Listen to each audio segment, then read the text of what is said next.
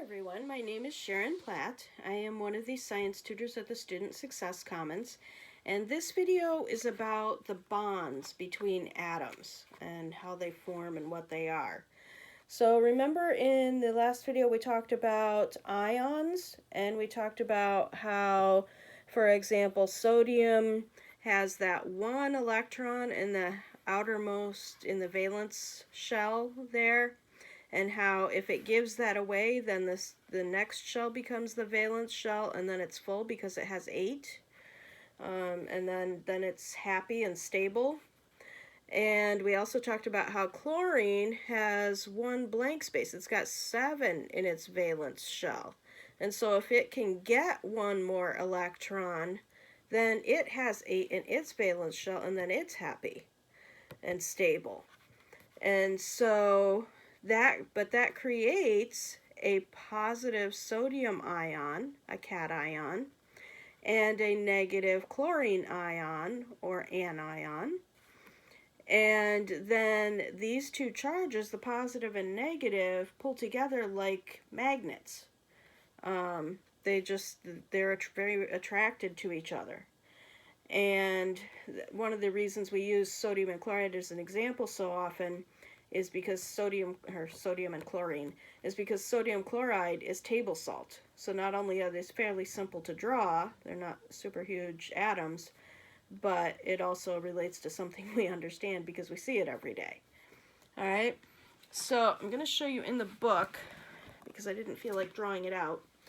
So when you get sodium atoms and chlorine atoms, and they're positive and negative, they form this lattice work, this like square lattice work. And that bond is very strong. Ionic bonds are very strong. You try to break a block of salt, it's going to take a lot to do it. Now you put it in water and that's different, but that's for another video. All right? So when you get the sodium and chlorine together, they make a very strong bond in that particular shape. So that is what an ionic bond is, and there are many different ones. Now I want to show you in the periodic table ionic bonds, and I didn't learn this until I was in chemistry, and it finally made so much sense, so that's why I'm sharing it now. Ionic bonds are between a metal and a non-metal. Now it's probably not something you have to remember, but it helped me tremendously to understand what was going on. Now remember when I showed you the periodic table, I said this column, this first column here, they all have 1 electron in the valence shell, all right? And this column over here, remember these have 8 in their valence shell, so they don't like to bond with anything. But these guys have 7 electrons in their valence shell. So you can imagine how much the guys over here in this column and the guys over here in this column like to bond together, because these guys can give up their 1 shell in their valence, or 1 electron in their valence shell, to one of these guys, and then they're both happy. And then they have a positive and negative charge and they bind together in an ionic bond. That can also happen with these in this column have 2 electrons in their valence shell. These guys here have 6 electrons in their valence shell, so things from those 2 columns like to bond as well.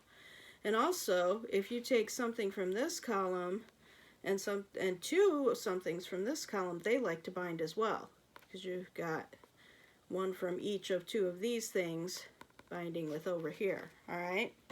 So those are very strong bonds. Ionic bonds are very strong ones. All right, so that's the ionic. Now let's take a look at covalent bonds.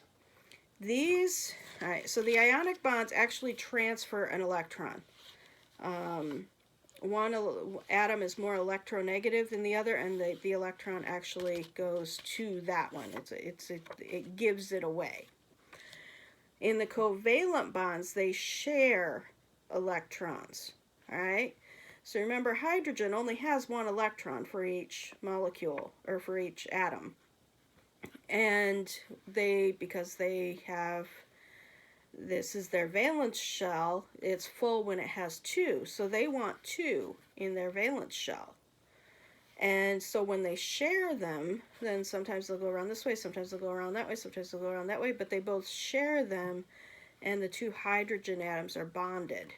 We call these diatomic, those that have two of the same bonded together. There are quite a few of those. The mnemonic for that is "Have no fear of ice cold beer," for those of you that need it. Most of you are not going to need that, but if you need it, that's it. But hydrogen is one of those that always goes around bonded to another hydrogen. Oxygen is another, always goes around bonded to another oxygen unless it's bonded to something else. These guys don't like to be alone. They're diatomic molecules, all right? But they share. So ionic give away an electron, covalent bonds share electrons. And these are between a nonmetal and a nonmetal, all right? So remember we looked at the metals are over here, nonmetals are over here. So this is a covalent bond is two nonmetals binding together, whereas the ionic is a metal from somewhere over here and a nonmetal from over here. All right, just another way to show the difference between them. Now, some covalent bonds, let me show you the example here. So I've got this little molecular modeling kit, and the white ones are hydrogens, and then these little things show the bond, and it shows how two hydrogens bond together. Notice there's only one hole in this hydrogen because the hydrogen only has one extra place in its valence shell. So these only have one hole in them. That's how they build the modeling kits. So there is your double hydrogen, your diatomic molecule of hydrogen, just like there. All right. Now there's another type of covalent bond. Some covalent bonds are straight across like this, and their electronegativity is balanced. So they are non-polar. And then there are polar covalent bonds, and they have a more electronegative atom and one or more not so electronegative atoms. And so what they wind up doing, and part of it's due to the shape, and part of it's due to electronegativity. Some of you, those in biology, may have to learn about electronegativity.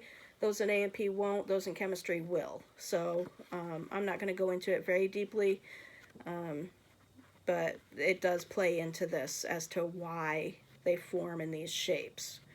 But here is our water molecule. We have an oxygen and two little hydrogens.